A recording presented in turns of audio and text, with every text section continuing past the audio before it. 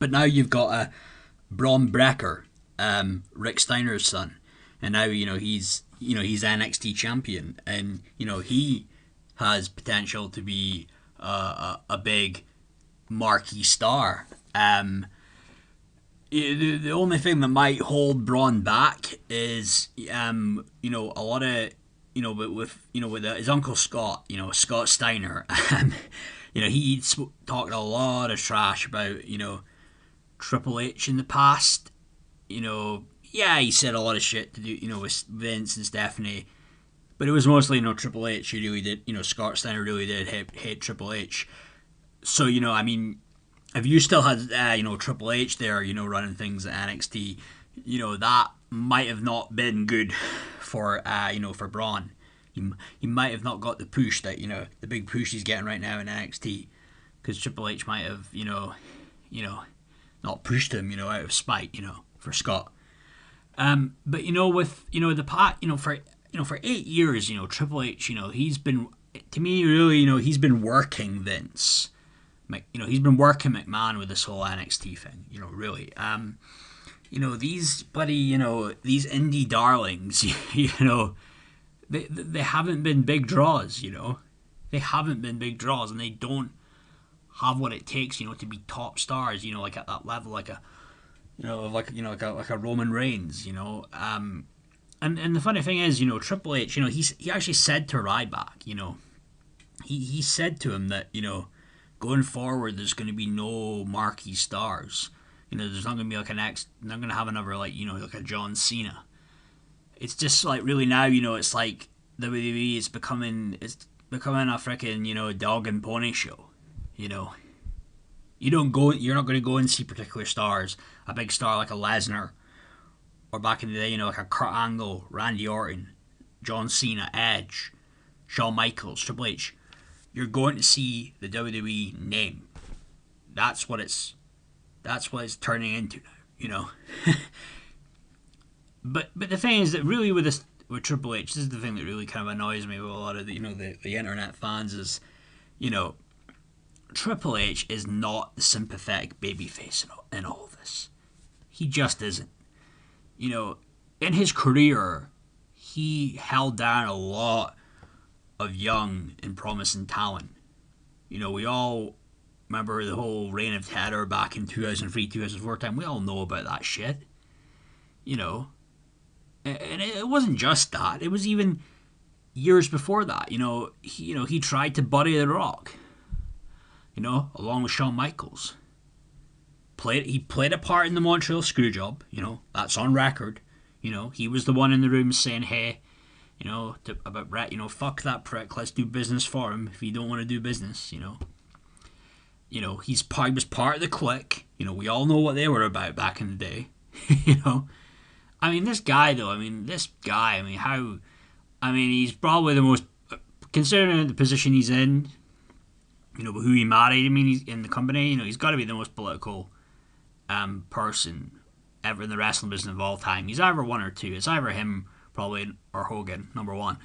But Stone Cold refused to lose the belt to Triple H in '99, SummerSlam '99. But he did the job. He did the job to Mankind. All those changes were being made to SummerSlam, the card. It was all the build up to SummerSlam. That SummerSlam was all over the shop. It wasn't even China supposed to be involved at one point. It must have been a lot of political games being played back then. But to me, Austin, he refused to lose to Triple H, but does the job to Mick Foley, to Mankind. And really, to me, he did it. But, he could, deep down, probably Austin couldn't stand Triple H, but he was professional working with him, and Austin was the guy who was going to take the high road and not going to come out and shoot and say in an interview, how he really felt. He was professional like that. But the whole thing also with another sketchy thing with Triple H is the whole China situation. In short, he cheated on her. They were seeing each other behind her back for a good few months before it came out, before China found out. And it was just the one thing when, Triple H does this whole thing now where he's putting over China. He put over China. He mentioned her name in the one of the promo at the 25th anniversary. Where was that again? That was it was the Manhattan Center. And then you had Lawler. You had Jerry Lawler, right? Jerry Lawler, he's like, oh man. That was his reaction, right? When Triple H mentioned China.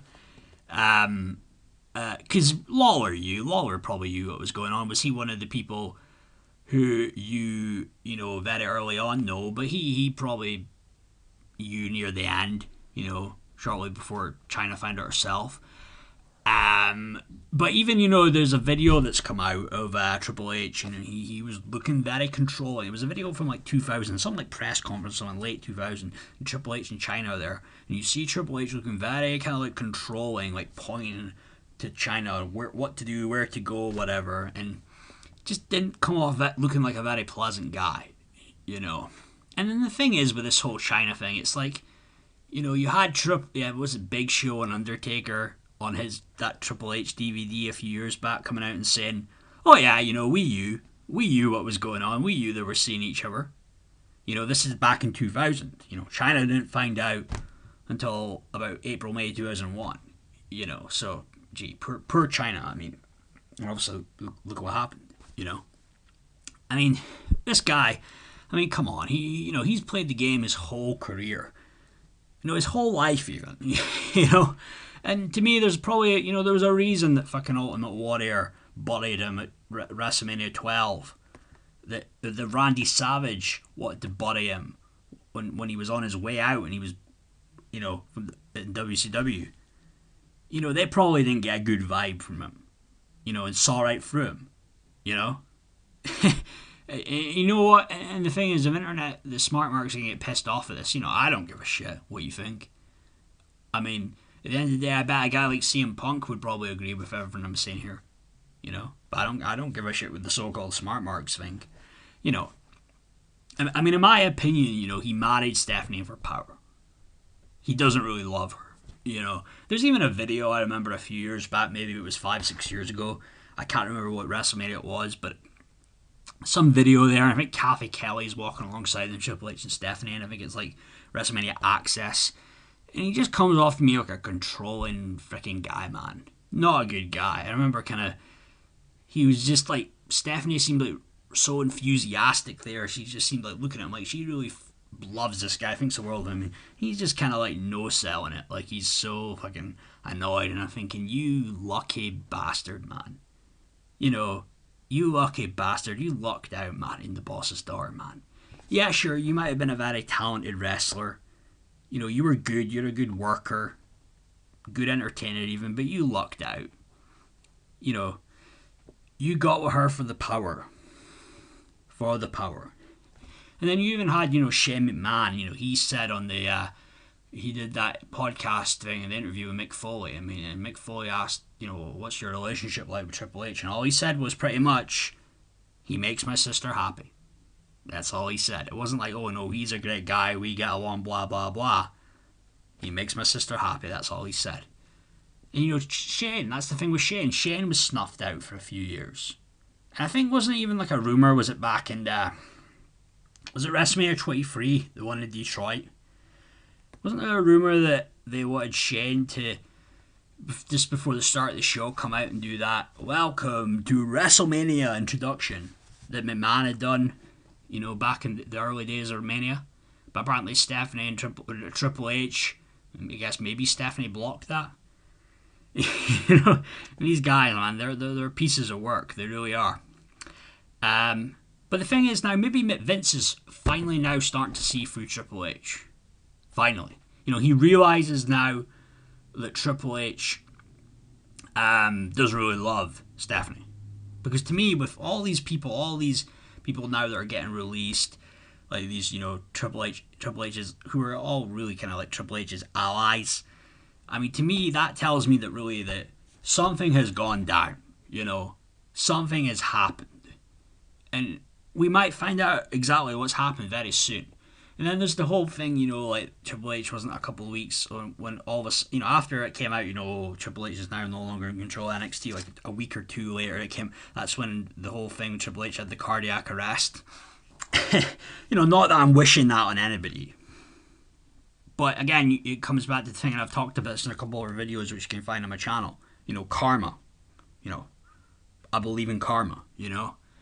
But it's kind of one of these things, like a guy like Triple H is like, you have an incident like that, and it's very similar, like the whole thing, like when Dr. Dre had that big thing with his ex-wife about all, big lawsuit she had over him for being like controlling, a lot of verbal, emotional abuse, physical even. But then he had the whole thing where he had, a brain aneurysm. It's kind of that thing where it's like these guys, like, they always can something happens to them and where they can get away with it in a way. Like, they get, all of a sudden a bad thing like that happens and people have sympathy for them and they overlook all the bad shit. That's what I'm getting with that there. But the thing is, though, I mean, nobody is a good guy in this, though. That's the thing. I mean, it's one big chess game. You got Vince there, and you have Bruce Pritchard there, and they're wanting to take Triple H's power away from him. That's how I see it. And they're firing the people closest to Triple H, people who are closest to him professionally and even personally. Road Dogg, he's been fired. They go way back, Triple H. And it's kind of funny that these guys who, Road Dogg was fired about, was it 20 years ago or so in WWE, ended up kind of disgruntled, very bitter, kind of fell off the wagon. I think he was even in jail for a while, and then, did that whole shoot with Billy Gunn, and he was saying how one time Triple H wanted to have a so-called intervention with him, and he said something like, "Oh, it looks like you've got the Armstrong curse." Like, wow, man. I mean, this guy, he's something else, really, to say something like that to someone, you know what I mean? And then you had even the other Armstrong brother who's like been close to Triple H, and I think he's no longer there as well, but he was another guy. But again, though, this guy, Triple H, wow, he's something else, though. And then you had Billy Gunn, Billy Gunn, if I had to guess, Billy Gunn, he hates Triple H's guts. But now he's got a pretty decent gig now as a producer in AEW, and still, wrestles here and there. Do you remember that joke at the Hall of Fame, though, that Triple H made to Billy Gunn about, oh, Vince will buy out that pissant company just to fire you? And it's like, it's one of those little jokes where Triple H thinks he's like a big comedian.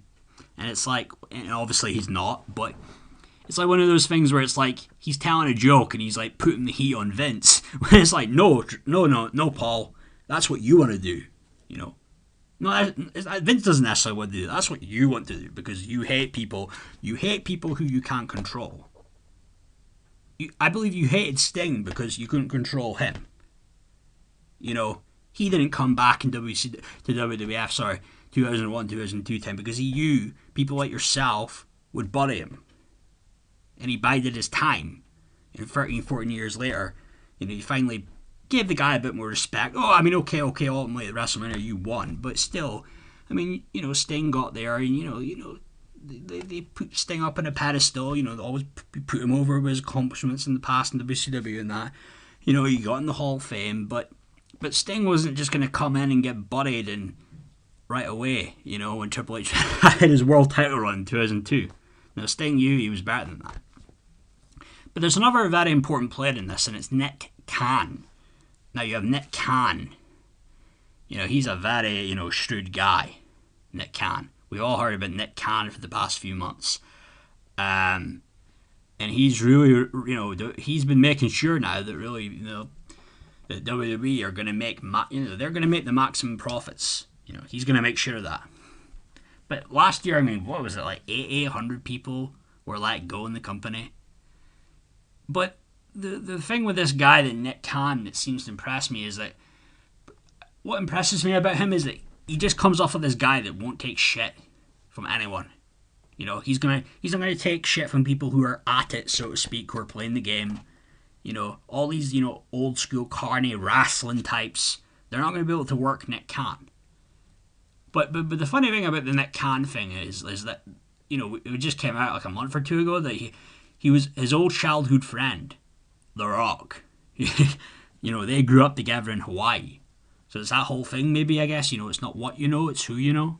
You had, The Rock, and then, The Rock's bought out the XFL from Vince. So, I mean, you never know what's really going on there behind the scenes. I know Nick Aldis, right? Nick Aldis was on that Keeping It 100 show that Conan and Disco Inferno do. And Nick Aldis had a theory that he believes that it's possible that The Rock is the one trying to sabotage Triple H and take away his power. And this goes back to the whole thing of Triple H, trying to buddy The Rock back in the day, and The Rock still, really does deep down hate Triple H. It's possible. It's a possibility. And then basically, Rock is using his old childhood friend, Nick Khan, to get that shit done. I mean, it's possible. You never know. I've seen stranger things happen in life, trust me. So, that theory is a little bit out there, but, you never know, man. You never know. But now, you have, Triple H, and then you had William Regal, William Regal was there. William Regal, and let's be honest, I think, Triple H and William Regal wanted to do, to the British Indies. They wanted to do to the British Indies what Vince did to the territories in the 1980s. There's the guy that owns ICW, Insane Championship Wrestling in Scotland, Mark Dallas. I believe Mark Dallas probably frickin' took like a 6-figure sum from WWE in order for him to allow his top guys in ICW at the time to go to that NXT UK system. And even the frickin' whatever upcoming talent he has left. That's my theory on it. And then, you also had WWE who bought Evolve in 2020. They started working with them back in 2015. I think it was the guy Gabe Sapolsky owned the company. He's owned it since 2009. So I'm just wondering, did he take a 6-figure sum? Maybe. They had guys there like, Velveteen Dream. Velveteen Dream is gone now. They had all that, kind of dodgy shit that came out, those accusations. But, he's now been let go, but it looked like he was going to be a big star. They were going to push him. You have Austin Theory now, who obviously Vince is trying to push him. He's getting a lot of screen time, with the boss. But, I think obviously it sucks, a lot of people losing their jobs. But, I just think, for me, with Triple H, I just find it hard to believe that Triple H has genuinely helped people throughout his career. I always feel that with certain, kind of conniving people like him, when he helps somebody, there's always kind of with him an agenda there to get something back in return. That's why I think his game is. And he just doesn't seem like a very kind of nice guy. There was even a story, I was watching a shoot interview that the boy Too Cold Scorpio did when he was Flash Funk in WWF, and he was telling a story about how he had a car accident back in 97, 98 or something like that. When he went to the arena, Triple H was making jokes about how he'd had a car accident and that. I'm thinking, well, it's kind of it's not really a nice thing to joke about, is it? You know what I mean? And, trust me, I know people like that who make those kind of jokes, and they're cunning people, they're not very nice, toxic kind of people. And, yeah, but you have WWE and they're doing this whole 2.0 thing. They're pushing, they got that Braun Breaker, potential big marquee star. You have Mandy Rose, she's the face of the women's division. So, could this version be better than the original? It's debatable, but I think something had to change. Finally they were looking and they realized all these years with NXT, it's hang on, where's our next big star? Where's the guy who's going to be big like a Roman Reigns or a Brock Lesnar or a John Cena? And Triple H didn't create that with this freaking NXT. You had Kevin Owens and Finn Balor. These guys who are kind of like indie darlings, who had a bit of a name on the independent scene. But that's different from selling out the Garden, selling out a WrestleMania, getting WrestleMania to be sold out and, buy rates through the roof. There's a huge difference. The smart marks don't like to believe that, but there is. Trust me, there really is. But, my closing thoughts are, though, that really, that at the end of the day, Triple H, he doesn't deserve any sympathy. He doesn't.